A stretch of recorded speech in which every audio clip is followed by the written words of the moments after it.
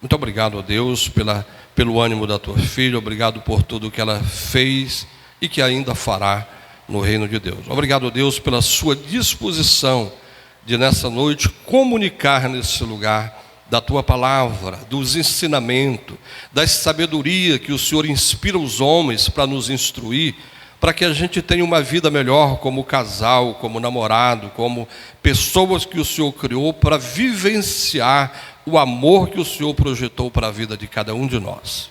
Abençoe a vida da Silvia e dê sabedoria e dê aos irmãos ouvido para ouvir a palavra de Deus em nome de Jesus. Amém. Amém. Fica com Deus. Paz do Senhor, irmãos. Eu recebi agora bastante palavras de afirmação, né? Que é uma linguagem do amor, que é o que nós vamos fazer hoje aqui. E antes da gente começar, eu queria ler dois versículos aqui, em Cantares 2. Qual o lírio entre os espinhos, tal é a minha querida entre as donzelas.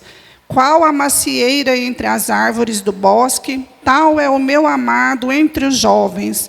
Desejo muito a sua sombra, e debaixo dela me assento, e o seu fruto é doce ao meu paladar. Amém. E antes da gente começar, para a gente quebrar um gelo aqui, eu quero falar, introduzindo o nosso assunto, que nós vamos falar sobre casais, né? Então, vocês aqui acreditam em perfeição? Vocês acreditam que exista perfeição? Só Deus. E vocês acreditam também que tem casais que são perfeitos?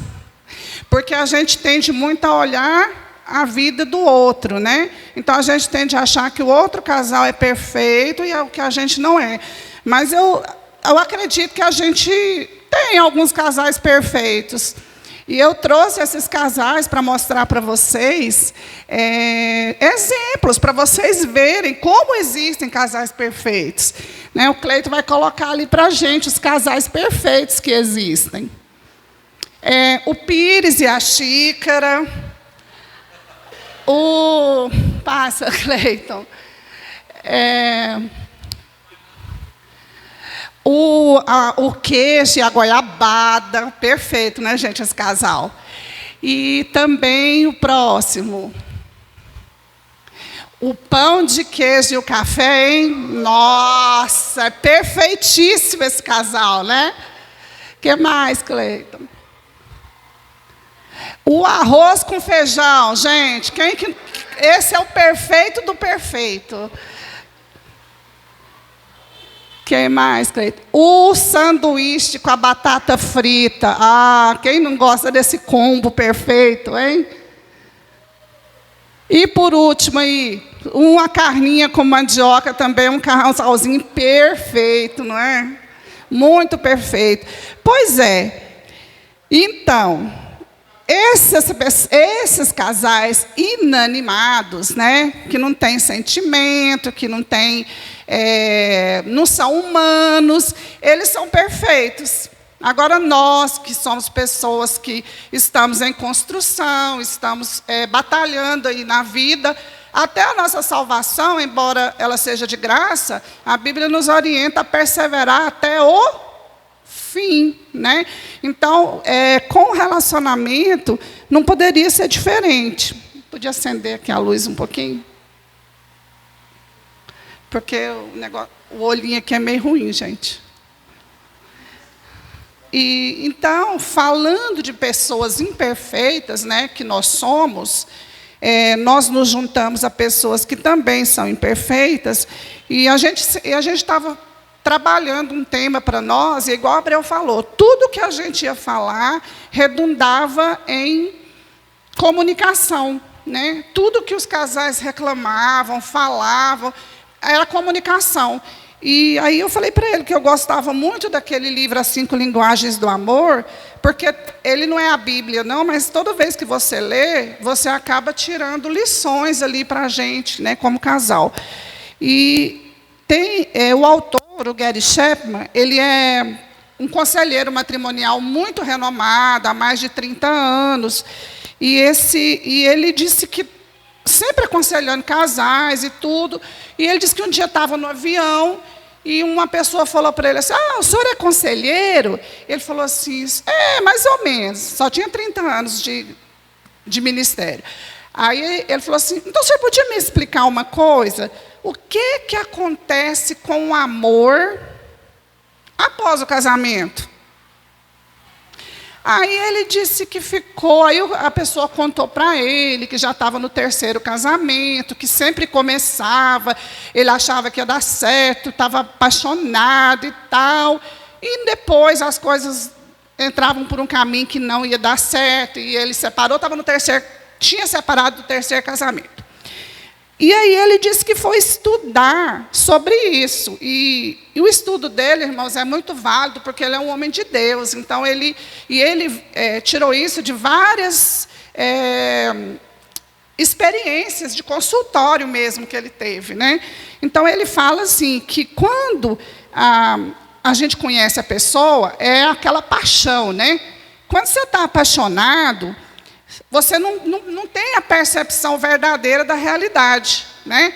Às vezes você está apaixonado, você não vê o defeito. Às vezes a pessoa já está lá no 5º casamento, às vezes já está lá no 10º emprego, grita com a mãe dele, mas você não vê nada disso. Ninguém vê nessa fase da paixão, né?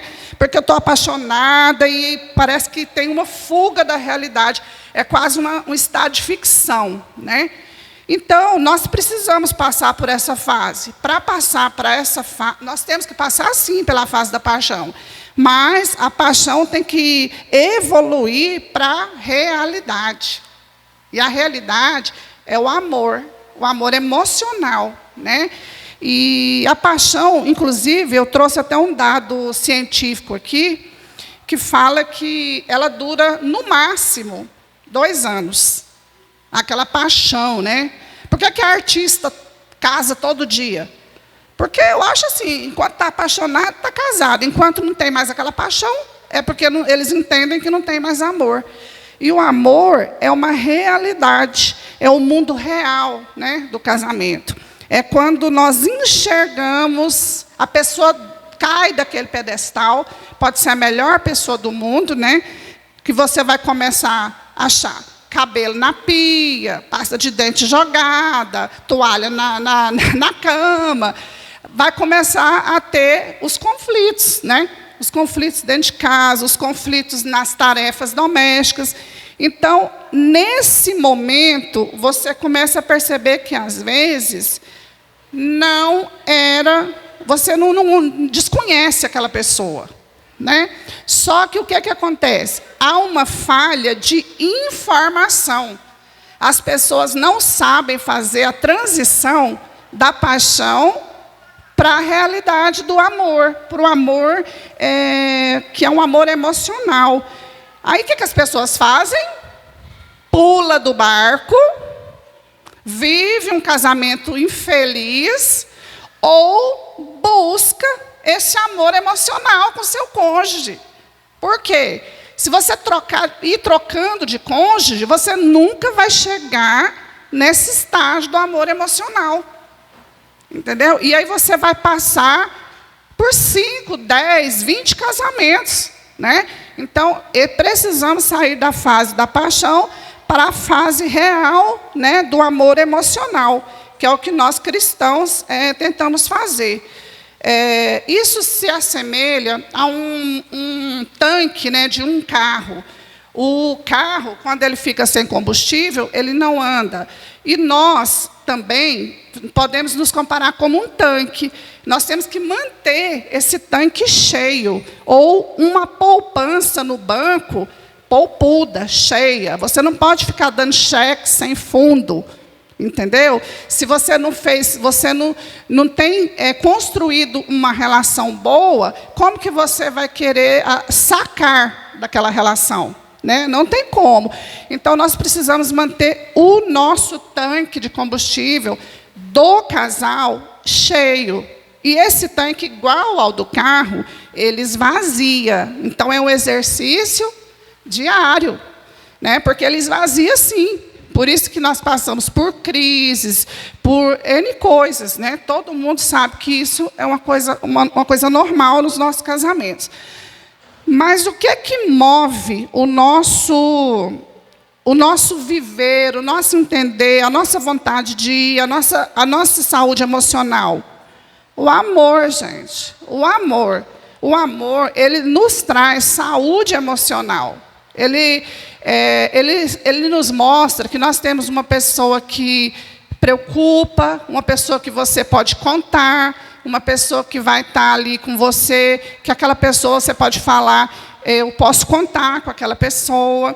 Então, o amor, ele vai trazer para nós, no fim de tudo, uma saúde emocional até para a nossa convivência com as outras pessoas, além do nosso cônjuge, né?